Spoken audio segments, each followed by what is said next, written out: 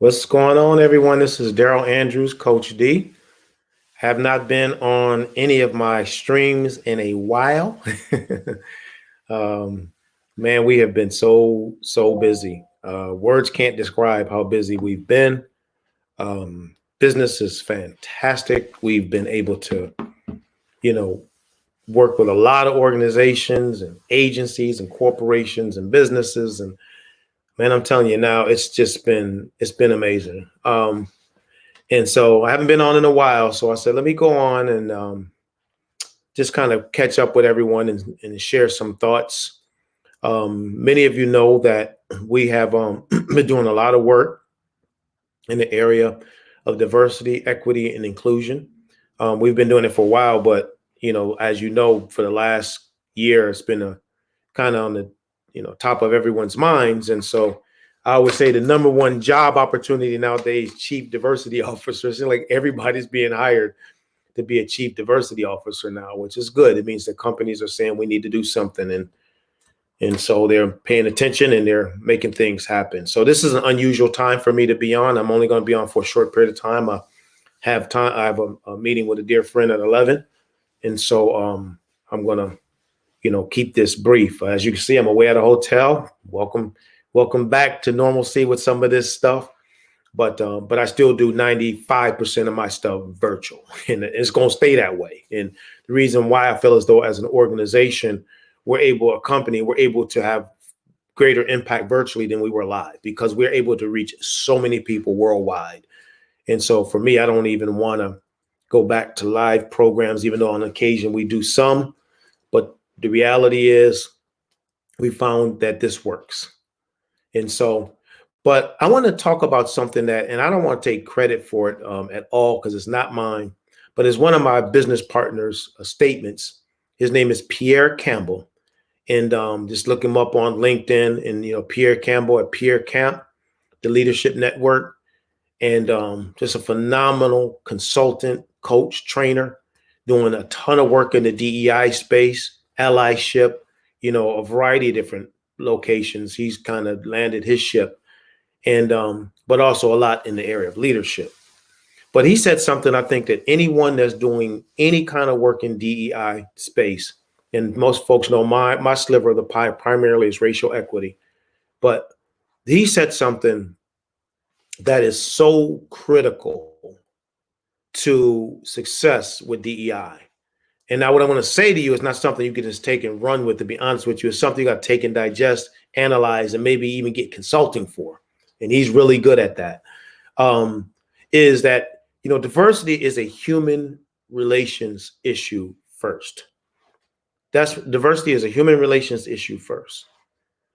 And a lot of times people, when we talk about it, we don't necessarily slow down, breathe, and look at it and say, you know what, this is a human relations issue. It's a human relations issue. And you think about like with corporations and businesses, there's always a lot of time analyzing things like customer relations. How are we interacting with our customers? What can we do to improve that? What are systems and metrics we can put in place to be able to assure that there's continuity? Let's say if we have 1,000 sites, continuity at each of those sites as far as delivery of that customer service. I got to give a shout out to Chick-fil-A because Chick-fil-A is really good at it, and you can go to Chick-fil-A in Denver or Chick-fil-A in New York City. You're going to still get the same service. It's just the way they've wired that company. And that's why they've every year for like the last 10 years have been like number one for customer service. Why? They have metrics they put in place. They train the people to it. And this is third, what's really important is people have bought into it. You know what I mean? They accept it, they embrace it, and they buy into it.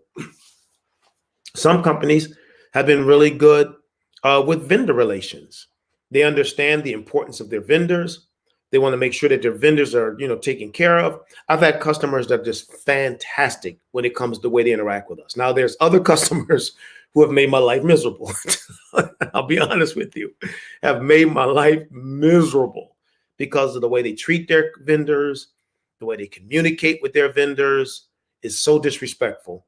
But then you have some that, really take the time to treat their vendors with respect. But again, those companies, they look at the benefits of that. They analyze the thoughts, you know what I mean, how they're operating. They look at how people are interacting with vendors, across the board.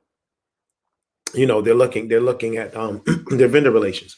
So just like as a company organization, we look at vendor relations. Just like an organization or company, we look at customer relations.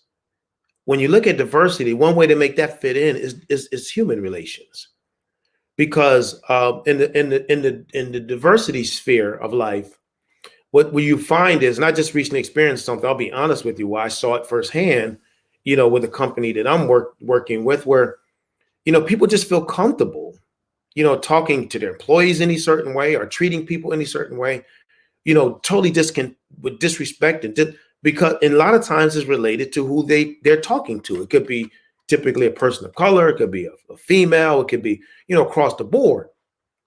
And they will just talk and say this, they speak them any old way. And I'm like, don't you know that that's a human being? Like, you're talking to a person, you're not talking to an inanimate object. You're interacting with someone that has feelings and emotions and, have experiences. And so, you see this and you realize, man, we can focus on customer relations. We can focus on vendor relations. But when it comes to human relations, are we focusing on that? And so with diversity, again, giving Pierre his props, Pierre Campbell, with diversity, when we see it as a human relations issue, that gives us listen, this is important, the foundational building block to build effective systems.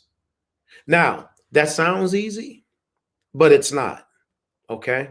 It sounds easy. And the reason why I'm saying this, it's not easy, is because with most organizations, you have lots of people who have different perspectives on this topic. And, if you're Caucasian, you have lots of Caucasians will say things like, I'm not racist, and get really offended, when they think that somebody is calling them that. And so sometimes just getting on first base with this is tough because people have a tendency to personalize this. They may not personalize customer relations, may not personalize vendor relations, but man, when it comes to this, oh yeah, this is personal. And so we run into these stumbling blocks. And so even though we say diversity is a human relations issue, since this topic is so bifurcated and has so many different ways of seeing, we got to do three things. I'm just giving it to you as a gift. All right. Three things. All right. The first thing is we need to go through a process. Dr. Benjamin Bloom talks about this in his taxonomy, is we need to go through a process of analysis. Why do we think the way we think? Where did it come from? Is it right? Is it because a lot of people, maybe people I know or people I've interacted with, think this way? That does it still mean it could possibly not be the right way? We need to analyze, are people important to us? All people, like when you're dealing with human beings, is that person important as a human being? Fingers, limbs, eyes, ears, nose, mouth, mother, father, aunt, uncle, are they important? And when you think in a human relations, these are the things that come up in your conversations. The beautiful part about the work I do, and even with Pierre, my friend Pierre Campbell, like I said, connect with him on LinkedIn because he's a powerful, powerful diversity trainer. And we do a lot of projects together. Is, you gotta look at it, and you gotta look at this and go deeper than just we're gonna do diversity training, or we're gonna, because people have done that for 30 years. I mean, we've been around we've done doing this a long time. We gotta move beyond that into, okay, let's analyze this a little bit deeper. I'm sorry, hotel and somebody making all kinds of noise out there. All right. And so we got to go a little deeper. We got to ask ourselves, why do I think this way? Why do we operate this way?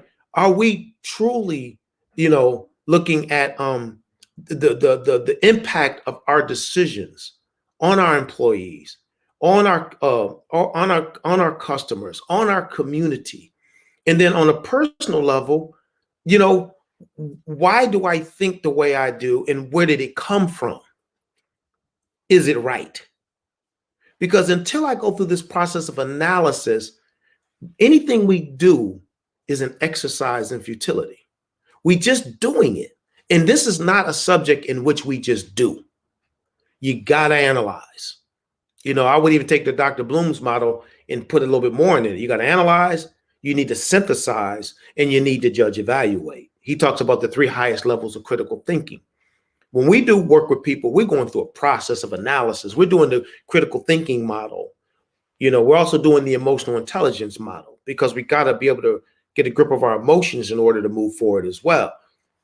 But really, the critical thinking through Dr. Bloom is huge, because now I'm not just going to do it and sit there with my arms folded because they're making me do this. That's why we haven't had success. What we got to do is say, listen, I want to hear what you're thinking. What's going on in your mind right now? Why do you, if you're feeling some sense of animosity, why? If you're feeling some sense of challenge, why? Have we ever asked ourselves why? You see? So analysis is a huge process with DEI. And I'm saying this because I want to see these, I want to see, with me, without me, with other listen, I want to see it work, because I think overall we benefit. The research has already proven that companies benefit. There's increased profits, there's increased customer satisfaction, there's increased staff satisfaction. There's all kinds of research out there about that.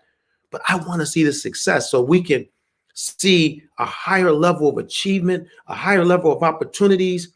We'll eliminate all this first Black, this, first Asian, that, first this and that. Will just be the norm. It'll be, we're hiring because that's the best fit. You know what I mean? That person is the best fit for this job. And that's going to take analysis. All right. Second part is education. Once the analysis is going on, now we got to do the education. What we do first is education. We don't analyze. We educate. Well, I'm educating on what? The person hasn't even embraced it yet. So we got to go deeper. We got to educate. And let me back off and talk about educate. I'm gonna put that third. The next thing is have conversations, talking to people and conversing and going back and forth, playing tennis, man. And I would love any comments you want to put in the chat feature too. Pop some comments in there if you're watching. I would love to hear your thoughts on this. If you agree with me, do you agree that this is a human relations issue, like Pierre Campbell talks about all the time? You know what I mean? Do you agree? And what are your thoughts on this conversation? Because this is an interesting conversation. But the conversational piece, what I love about the customers we work with, and we've worked with customers who you're 99% Caucasian. Don't have hardly nobody working in their firm that is of color. And we're still got them having conversations and not analyzing thoughts. We still are building diversity and equity systems. And, I had someone ask me the other day in a training that we were doing in Philly with a bunch of manufacturers, if your company is primarily white, can you still do diversity because you don't have diverse people working with you? I said, no, it's about the heart. If there's an interest in diversity, if there's an interest in doing this, then yes, it doesn't matter. You're building, and eventually over time, you start seeing that group become more diverse because you're focusing on it. So you can't say just because we're primarily Caucasian, we can't do diversity. It all starts right here. And my motto has always been equity is not a head issue, it's a heart issue. Always been that, right? Finishing my book on that topic as we speak.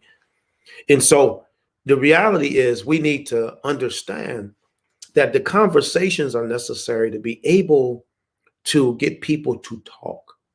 Because what people typically do is, because this subject, we're not seeing it like customer relations, we're not seeing it like vendor relations. I'm just using business terms. And people have been perplexed about it because of their history, their background, the environment of people they're around. You got to give people a chance to talk about this. And most people don't get a chance to talk. They're just told to do something. Well, I've never even got a chance internally to digest this and see where I need to change. I tell you something. I tell people all the time. I say that one of the lines I use a lot. If you drop me off in China and say, "Go get them, D, and figure it out," I'm going to be lost. I don't speak Chinese. I don't know anything about the Chinese culture. I don't know anything. I'm going to be lost. I wouldn't even know how to get to the store. I wouldn't know anything unless I look at a place and it looks like it. But you leave me there for a year and I'll figure it out. Why? It's called immersion. That means I'm immersed in the culture. And so what we have is why a lot of times people struggle with this is they know their culture, but they have no idea of the other person's culture. They have no, it's foreign to them. And so that's why you have to have conversations because it's so important that we understand each other's culture and how we operate and things of that nature, how we communicate. All these things are important, but that won't happen unless you have some conversations. And then last is the education. That's when you start talking about, the unconscious bias and the microaggressions and all these different things that people are training to now, and are necessary, to be able to move the needle as far as diversity, equity, and inclusion. And so I'm going to get ready to wrap this up. I didn't want to chat too long. I just wanted to drop this nugget because I haven't done one of these in like 3 weeks because we just been so busy training and coaching. And, we have people were coaching on this topic in their organizations and people were training and then other things that we've always done, our workforce development work and work with schools. I mean, we haven't aborted that. It's just that so much of this has been opening up for us that we just running with it. So, but I hope you get what we're talking about here. We're working 24 hours a day almost, it seems like. Obviously not that many, but we're putting a lot of time in trying to really build these systems out and get people to see things from a different perspective. I've heard of a lot of horror stories. I hope those out there who are training, please stop beating people up to get them to change. You're not going to get anybody to change by beating them up. It ain't going to happen. You got to find a place where you can communicate and educate and interact without making them feel like they're thinking, which means you're coming in here and attacking me. You're telling me I'm this and I'm that, and I don't think I'm that way. And not a lot of people aren't that way. Some people just don't know. Like I said, that China scenario where you drop me there for the first few weeks, I'm like, where am I? What is this? But then you spend time, you learn and you grow. So that's all I have for today. I hope this information was helpful. Again, let me put this in. That's my website right there, coachdspeaks.com. If there's any questions, we do these things where we have conversations with people just to brainstorm and see what you're looking at. There's no cost to that. There's strategy sessions. Let me see if I can pull that link up. And I just want to, because sometimes I have people say they want to connect. Let me see if I can pull that up real quick and give you that link. And we just love having conversations with folk, man. I'm telling you, I've had a lot of them, me and other members of the team. We just discuss things and and literally love to I'm sorry, I just want to do this real quick. Love to just like chat with folks. Let me see if I can get this in here. There you go. Yeah, that's our link if you ever want to do a brainstorming session with us. And again, you can just block off a time and we'll sit down with you. But just remember what Pierre says. And I keep saying his name is Pierre Campbell. Let me give you his information as well. We'll put his email in here just a sec so you can know who he is. I'm just going to put his name in because I know I have to get ready to go, but his name is Pierre Campbell and he's on LinkedIn. There you go. And, I'm on Chrome, which is not connected to my other browser, but that's my partner in business doing this work and really came up with this term of diversity as a human relations issue. And so I hope this was helpful. Any questions, any interactions, anything you want to fill out, go to our website, go to schedule a meeting with us, and we'd love to be of service. But this is our life, man. This is what we do. And we've been helping a lot of organizations, companies, and individuals make a different type of connection to DEI. We like to extend a hand, not a fist. And I know sometimes in certain circles and political circles, you got to battle, man. I get it. But when you're trying to educate people, there has to be a different way about going about doing that. So anyway, we'll talk to you soon. Take care. Be blessed.